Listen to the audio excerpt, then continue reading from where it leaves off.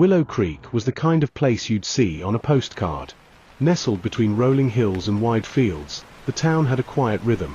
Children pedaled bikes down Main Street, church bells rang on Sundays, and people left their doors unlocked at night. On warm evenings, families gathered outside the diner, eating ice cream as fireflies lit the air. For most of its 8,000 residents, life felt safe, predictable, almost too good to be true. And at the center of it all stood Mayor Thomas Greer. To the townspeople, Greer wasn't just a leader. He was a symbol.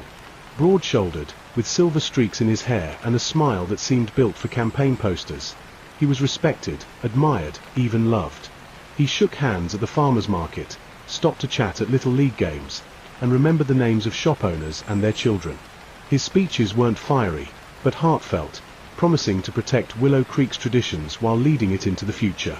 On paper, he was the ideal mayor, 2 terms served without scandal, the town's economy stable, crime rates low. At home, he was seen as devoted, married to his high school sweetheart, Caroline, for nearly 25 years, with 2 children in college. People called them the first family of Willow Creek. But that image shattered on an October morning when Mayor Greer vanished. It began like any other Thursday. The air was crisp, leaves crunching underfoot, the town preparing for its annual harvest festival. Greer's black SUV was spotted parked near the courthouse at 7:45 a.m., engine running, driver's door ajar. A passerby assumed he'd stepped out to grab something quickly. But when the vehicle was still there an hour later, its hazard lights blinking faintly, curiosity turned into concern. Inside the SUV sat Greer's cell phone, wallet, and briefcase, everything except the man himself. The first call came from his secretary at City Hall, alarmed that he'd missed an important meeting. Soon after, Caroline Greer phoned the police, her voice tight with panic. "He never came home last night. This isn't like him." By noon, whispers had spread through town like wildfire. The mayor was missing. Detective Laura Hayes, a seasoned officer with a sharp eye, was called to lead the case. She arrived at the courthouse parking lot, examining the abandoned SUV. No signs of struggle, no blood, no shattered glass. Just absence. The only clue was grainy surveillance footage from a shop across the street. At 7:46 a.m., the camera caught Mayor Greer walking briskly toward a narrow alleyway beside the courthouse. He looked tense, checking over his shoulder. And then, he was gone. He never emerged on the other side. It was as if Willow Creek's most visible man had stepped into the shadows and disappeared. The town's reaction was immediate and visceral. Shops closed early as residents gathered in hushed clusters on Main Street. The diner became a hub of speculation. Some whispered kidnapping, others muttered about political enemies. Children overheard their parents' fears, asking if the mayor would be back for the harvest festival. Vigils were organized within 24 hours, candles flickering outside City Hall. Caroline Greer stood at the front, her hands trembling as she clutched a photo of her husband.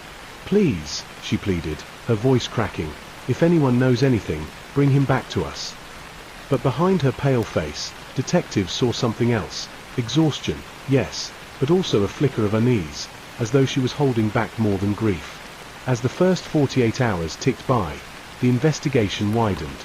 Detectives combed through Greer's schedule, a morning jog, breakfast with his wife, a quick call to his secretary, then nothing. His cell phone showed no outgoing calls after 8 p.m. the previous night. Friends described him as stressed in recent weeks. One aide mentioned heated phone conversations in his office. Another hinted that Greer had been distracted, often leaving meetings abruptly. And then came a chilling detail. A neighbor recalled hearing a car pulling into the Greer driveway around midnight the night before his disappearance. They saw a tall figure step out, but it wasn't Caroline, and it didn't look like Thomas either. The figure lingered near the house for nearly 10 minutes before leaving. Detective Hayes pressed Caroline about it. She insisted she'd gone to bed early, claiming Thomas was in his office making late calls. When asked about the midnight visitor, she stiffened. I don't know anything about that," she said, eyes downcast. The crack in her composure didn't go unnoticed. Meanwhile, the FBI was brought in, treating the disappearance as potentially criminal. They examined Greer's finances, campaign donations, and business dealings. What they found was unsettling. Despite his image as a steady hand, Greer's accounts showed mounting debt. Credit cards nearly maxed out. A large personal loan from an anonymous source. Campaign funds redirected into consulting services with no clear record. The perfect mayor suddenly didn't look so perfect. Detective Hayes began to wonder, had Greer run? Was he hiding from something, or someone? Or had his secrets caught up with him in the worst way? 3 days after the disappearance, another clue emerged. A young shop clerk named Daniel Moore came forward with a story. He claimed he saw Greer near the edge of town the night before he vanished, entering a hardware store just before closing. He bought rope, duct tape, and heavy-duty trash bags. The town erupted. Why would their beloved mayor purchase such items? Was he planning something sinister, or was he preparing to cover his own tracks? Detective Hayes reviewed the store's security footage. Sure enough, there was Greer, his face pale, his hands trembling slightly as he slid cash across the counter. The mayor had been planning something. But what? As the week closed, tension in Willow Creek reached a fever pitch. Flyers with Greer's face papered the streets, his smile now haunting. Rumors multiplied, mob connections, blackmail, a secret affair. Every whispered theory chipped away at the image of the town's golden leader. Detective Hayes stood in the courthouse alley, staring at the spot where Greer had last been seen. The Harvest Festival was cancelled, replaced by nightly vigils. And in every candle's flicker, she felt the weight of a question the town dared not ask aloud. Did their mayor disappear by force, or by choice? The words from that anonymous call lingered in Caroline Greer's mind like poison. Thomas wasn't who you thought he was. And you'll never see him again. The voice was deep, steady, almost rehearsed, and before she could ask a question, the line went dead. She clutched the phone to her chest, her breath shallow, her heart hammering. For the first time, she admitted to herself what she had been refusing to say out loud. Her husband might already be gone. She dialed Detective Hayes immediately, her voice shaking. When officers traced the call, they found it came from a disposable burner phone, purchased with cash at a gas station 2 towns over. No fingerprints. No cameras. Nothing but that bone-chilling message. The town that once believed their mayor was untouchable now began to fracture. Detective Hayes gathered her team in the precinct's cramped briefing room. The board behind her displayed Greer's smiling portrait, pinned beside timelines, receipts, and maps. "We're not looking at a random disappearance anymore," she said firmly. "This was targeted. Whoever took, or silenced, Thomas Greer knew him, maybe too well." She divided her notes into 3 possible motives. 1. Political enemies. Greer had made tough calls in zoning laws and business contracts, decisions that may have created enemies in silence. 2. Financial desperation. The uncovered debts and mysterious loans pointed to possible blackmail or dangerous lenders. 3. Personal secrets. Affairs, grudges, or betrayals could have set the stage for something more sinister. What worried her most was that each of those categories already had suspects. The first lead took them to Mark Callahan, a wealthy developer who'd clashed publicly with Greer over a new shopping complex. Callahan wanted to bulldoze part of the historic district for his project, but Greer vetoed it, citing the town's heritage. In the diner, locals recalled heated council meetings where Callahan all but threatened the mayor. Detective Hayes interviewed him at his glass-walled office on the edge of town. Callahan leaned back in his leather chair, smirking. "Do I look like I need to kidnap a small-town mayor?" he sneered. Thomas was a fool, too concerned about apple pie and tradition to see progress. "But kill him? Please. He wasn't worth my time." Hayes noted his arrogance but also his airtight alibi, a flight to Chicago the morning of Greer's disappearance, confirmed by ticket scans and security footage. For now, Callahan was crossed off, but not forgotten. Then came the financial angle. Investigators dug deeper into Greer's accounts and found something startling.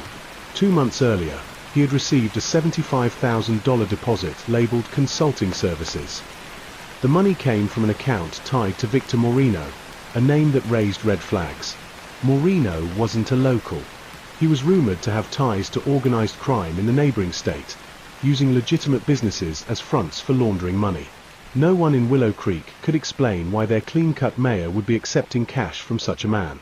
Detective Hayes requested federal records and learned that Moreno had been investigated for extortion and racketeering, though charges never stuck. Had Greer borrowed from the wrong man? And if so, was his disappearance a warning to others? The investigation might have stayed focused on Moreno if not for an emotional revelation that blindsided the community. 3 days after the mysterious phone call, a young woman named Rachel Pierce walked into the precinct. She was nervous, clutching her purse like a shield. Her voice trembled as she asked to speak privately with Detective Hayes. Once inside the interview room, Rachel confessed, "I was having an affair with Mayor Greer." The words rippled through Willow Creek like an earthquake.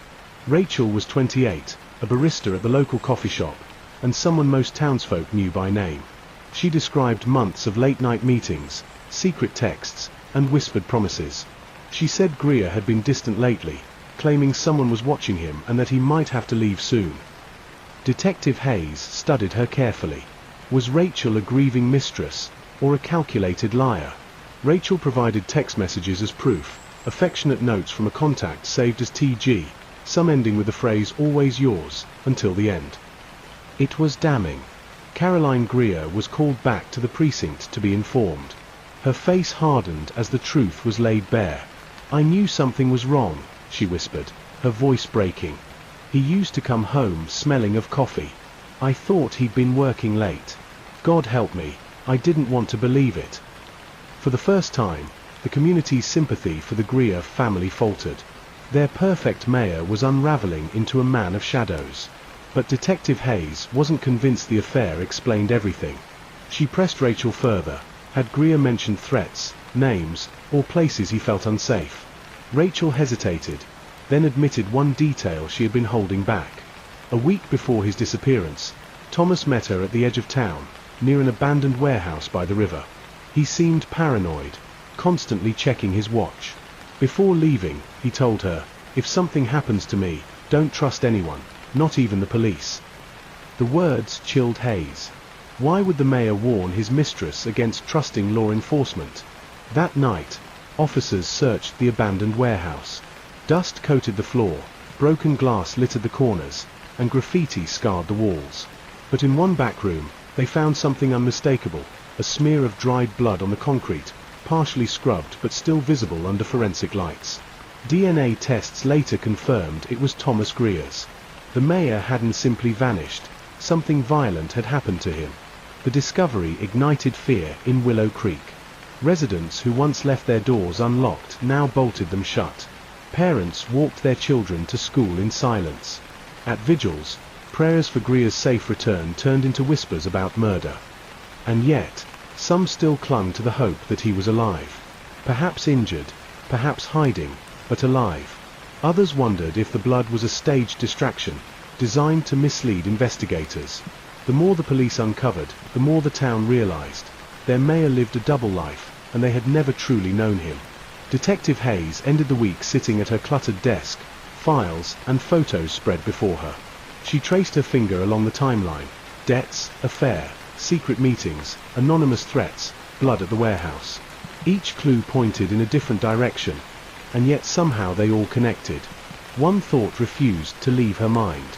If Greer had enemies everywhere, political, financial, personal, then maybe the biggest question wasn't who wanted him gone. Maybe it was, who wanted him found. The river had always been a place of peace for Willow Creek. On summer weekends, families picnicked on its banks, fishermen cast their lines into the slow-moving current, and children skipped stones across the water's shimmering surface. But on that grey morning, the river carried something darker. A local fisherman, Henry Barnes, noticed the object first, a battered leather briefcase bobbing along the reeds, half-sunken and waterlogged. He waded in, expecting lost paperwork or perhaps discarded trash. But when he dragged it ashore and unlatched the buckles, his hands froze. Inside were 3 items: a stack of documents marked confidential, a disposable burner phone, and a faded photograph of Mayor Thomas Greer, standing shoulder to shoulder with a man the town had buried a decade ago.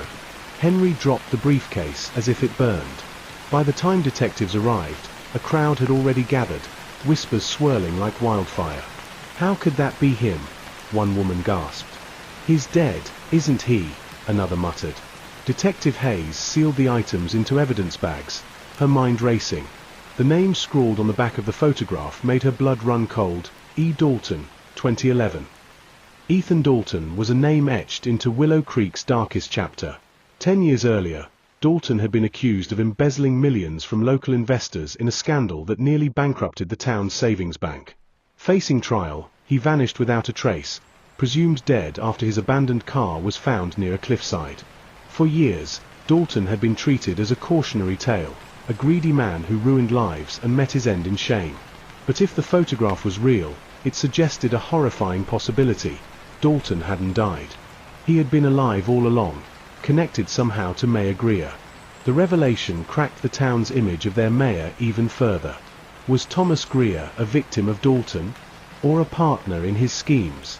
Detective Hayes convened her team at the precinct, laying the evidence on the table. The burner phone yielded one saved number. When they dialed it, the line rang once, then went dead. Whoever was on the other side knew they were being watched. The confidential documents were harder to decode. Some were city zoning plans with handwritten notes in the margins. Others were contracts marked with symbols Hayes didn't immediately recognize. But one stood out, a ledger of names and numbers, paired with dollar amounts.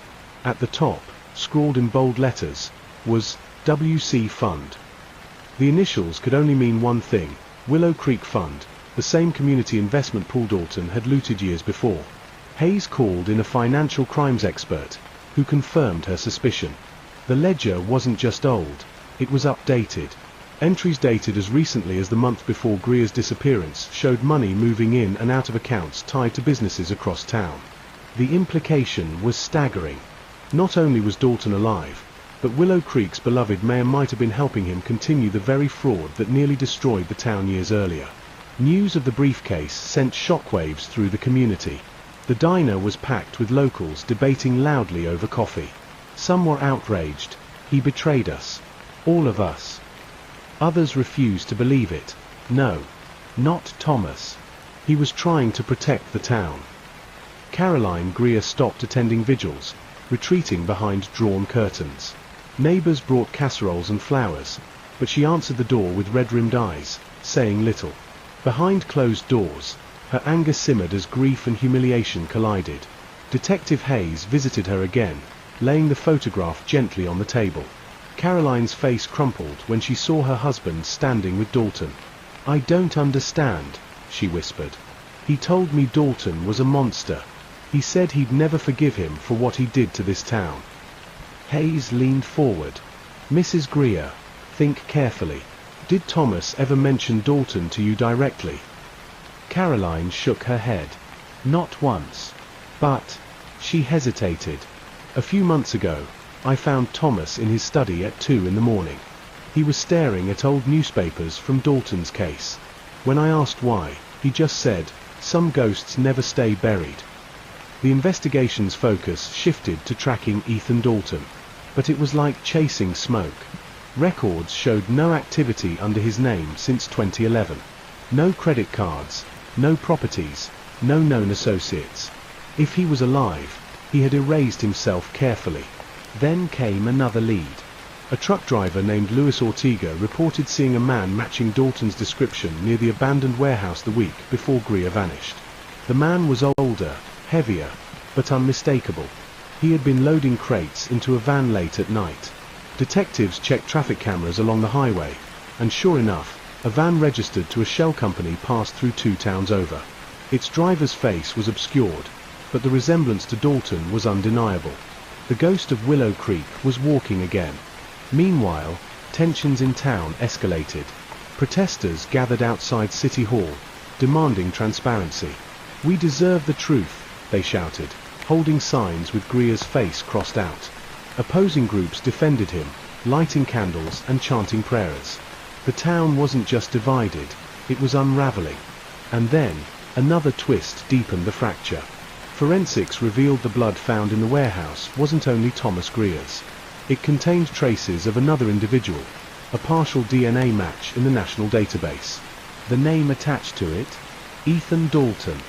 The discovery stunned even the detectives. The warehouse hadn't just been a meeting spot, It was a crime scene involving both men. But the question loomed, had Greer confronted Dalton and been hurt in the process? Or had someone staged the scene to pit their names together? Detective Hayes, exhausted yet relentless, replayed the case in her mind late into the night. Each new clue seemed to contradict the last. If Dalton was alive, why resurface now?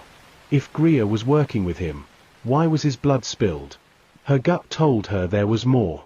She remembered Rachel Pierce, the young barista, describing Greer's paranoia. If something happens to me, don't trust anyone, not even the police. The line echoed ominously. Had Greer uncovered corruption within his own ranks? Had Dalton's reach extended further than anyone imagined? 1 week later, another message arrived. This time, not by phone, but slipped under the door of Detective Hayes' office in a plain envelope. Inside was a single sheet of paper with a handwritten note. The mayor made his choice. If you want answers, follow the money. E.D. Attached was a bank receipt showing a transfer of $20,000 into an account belonging to someone Hayes knew well. One of her own officers. Detective Hayes stared at the receipt in disbelief. If it was true, the rot ran deeper than she imagined. The question was no longer just what happened to Mayor Greer. It was, how many people in Willow Creek were in on it? Detective Laura Hayes stared at the receipt, her pulse pounding. The name printed in crisp ink was one she never expected, Officer Daniel Rourke. Rourke had been her colleague for almost a decade. He was the kind of cop people trusted, steady, calm, always willing to cover an extra shift. Hayes had relied on him countless times, both in the field and off-duty. He'd been at the courthouse parking lot the morning Greer's SUV was found, his voice steady as he reassured Caroline Greer. And now, here it was in black and white, a $20,000 transfer into his account, signed off by Ethan Dalton's shadowy network. For a moment, Hayes wondered if it was a setup, a forgery, a cruel trick meant to turn her against her own team. But deep down, she knew the case had already shown how deception ran through every corner of Willow Creek. Nothing, and no one, was beyond suspicion. She tucked the receipt into an evidence folder, locked it in her desk drawer, and made a silent decision, not a word of this to anyone. Not yet. The next morning, Hayes tested Rourke. She called him into her office under the guise of discussing new leads. He leaned casually against the doorframe, his uniform crisp, his smile as familiar as ever. "We've had a breakthrough," Hayes lied, watching his reaction closely. "We think the money trail may lead to someone inside law enforcement." For a split second, barely perceptible, Rourke's eyes flickered, his jaw tightened. But then he shrugged. "Wouldn't surprise me. Money like this, it corrupts anyone." He left her office whistling, as though nothing had changed. But Hayes had seen enough. Meanwhile, the community was unraveling. The vigils that once united neighbors had splintered into protests. Outside City Hall, angry voices clashed. "Mayor Greer is a victim. No, he's a fraud, just like Dalton. Cover up. Cover up." Shops reported vandalism. Old friendships fractured. Willow Creek, once idyllic, now simmered with suspicion. Caroline Greer became a target of both pity and blame. Strangers left accusatory notes on her doorstep. At the grocery store, whispers followed her down the aisles. Some accused her of knowing more than she admitted, of being complicit in her husband's double life. Others defended her, saying she was suffering enough. Her only words to reporters were brief: "All I want is the truth. About Thomas. About everything." The investigation turned darker with every lead. Forensics confirmed the blood at the warehouse belonged to both Thomas Greer and Ethan Dalton. But the pattern suggested more than just a scuffle. It looked like a struggle that ended violently. Traces of bleach indicated someone tried to clean the scene, though not carefully enough. When detectives canvassed nearby businesses, one witness recalled seeing Officer Rourke's patrol car parked near the warehouse late that night.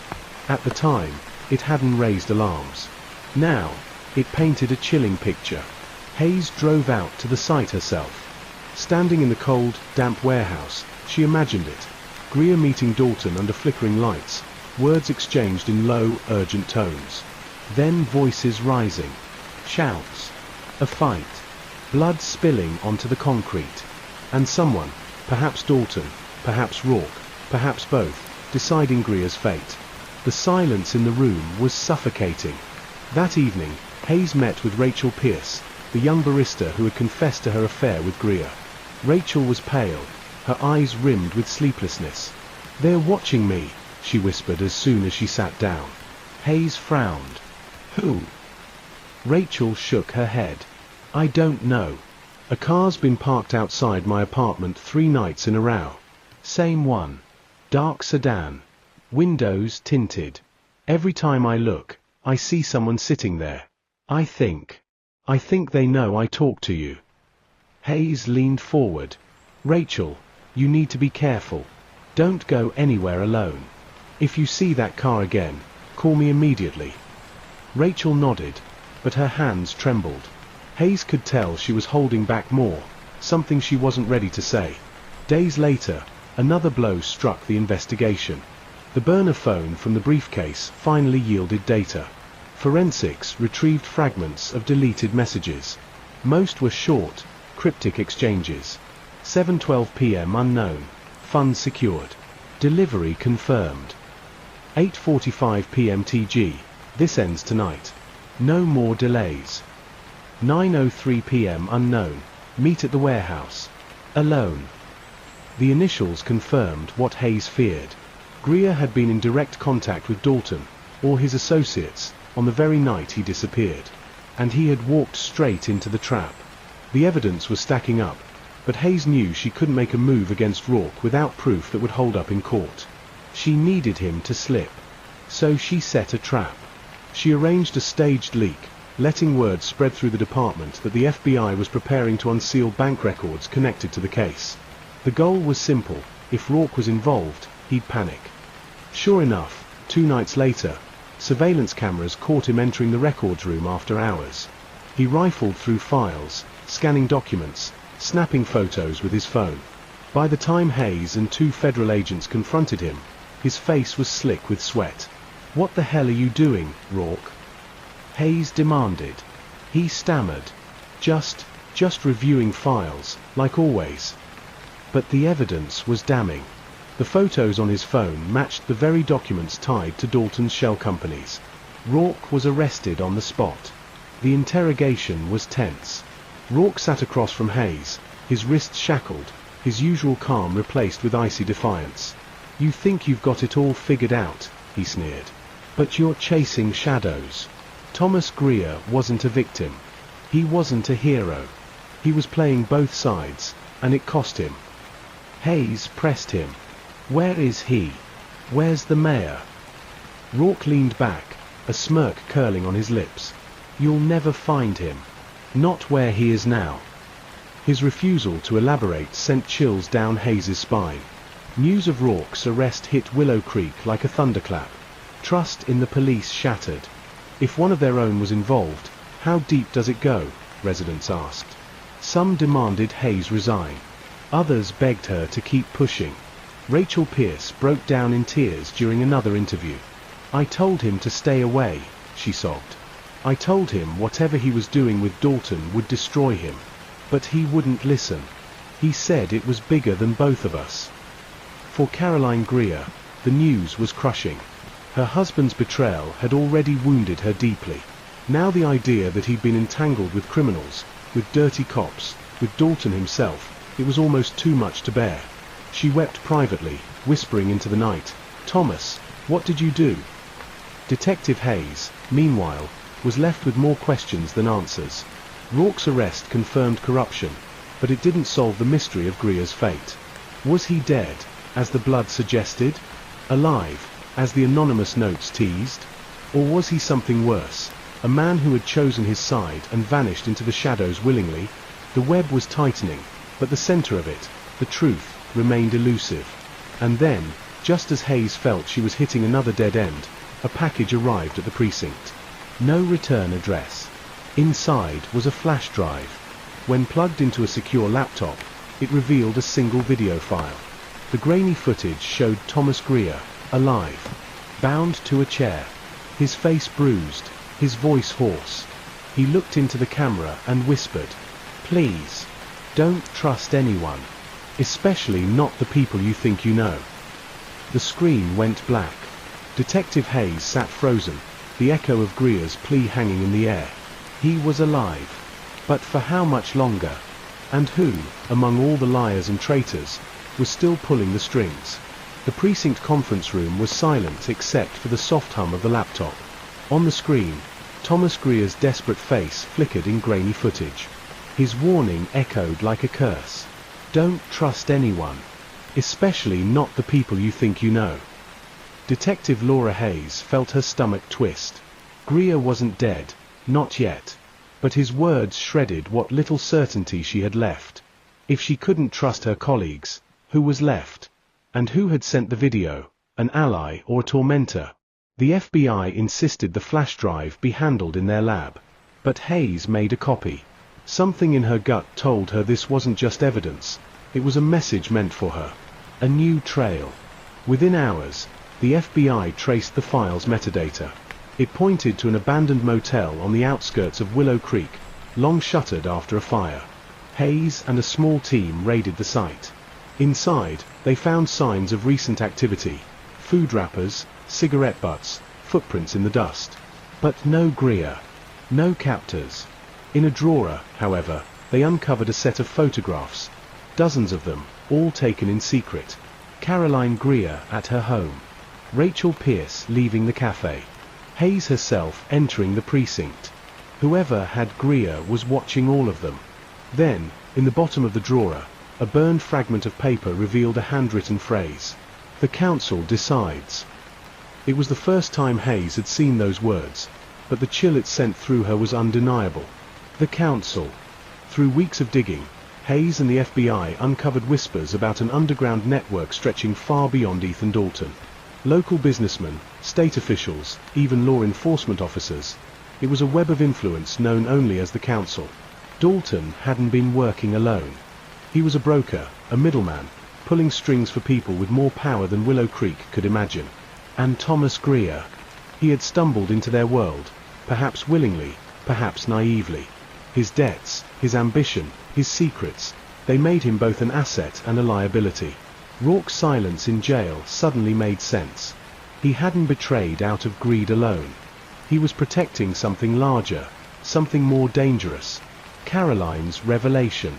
That night, Hayes received a call she didn't expect. Caroline Greer. "I need to see you," Caroline whispered. "There's something I haven't told you."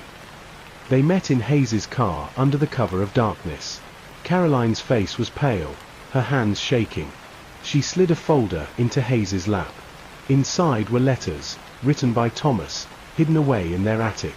In them, he confessed to his involvement with Dalton, but more disturbingly, he hinted at meetings with powerful figures in Washington. He wrote about a council of men who could make or break anyone. In his final letter, scrawled days before his disappearance, he wrote, "If anything happens to me, it won't be Dalton. It won't be Rourke. It will be them. The council. And they will bury the truth." The breaking point. The next morning, Rachel Pierce was found unconscious in her apartment. The place had been ransacked, her belongings torn apart.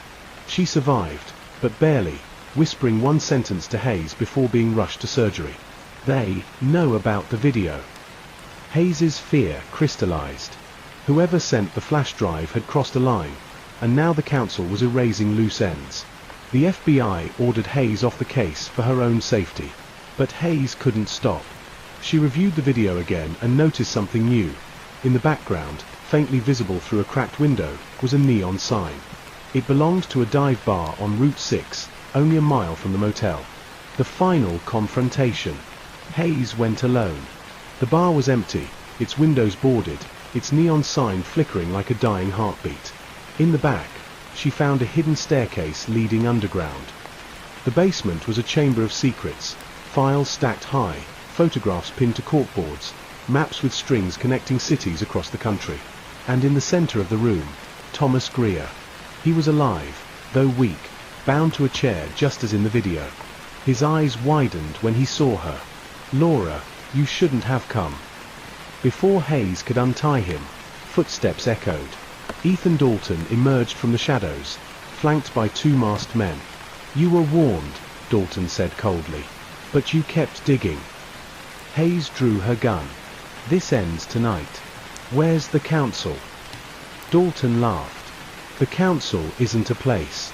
It isn't a group you can arrest. It's everywhere. It's the judge who signs warrants, the banker who funds campaigns, the cop who looks the other way. You can't touch them. And neither can he." He pointed at Greer. In a sudden move, Dalton lunged. Hayes fired. Chaos erupted. The masked men attacked.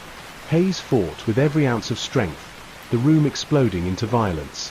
When the dust cleared, Dalton lay dead, one masked man down, the other fled. Hayes cut Greer free, but he was already fading. His injuries were worse than she'd realized. With his final breath, he whispered, "Tell Caroline. I'm sorry. Tell her. I tried." Then he was gone. Aftermath. Dalton's death sent ripples across Willow Creek. The warehouse, the letters, the flash drive, all became part of a federal case. But the council? Untouchable, hidden in plain sight. Officer Rourke took a plea deal, his silence buying him protection. Rachel recovered, but disappeared into witness protection soon after. Caroline buried her husband quietly, away from cameras, clutching the letters he left behind. And Hayes? She stayed on the force, but the case haunted her. Late at night, she would replay Greer's final words. The council was still out there, watching, waiting. Willow Creek returned to its routines.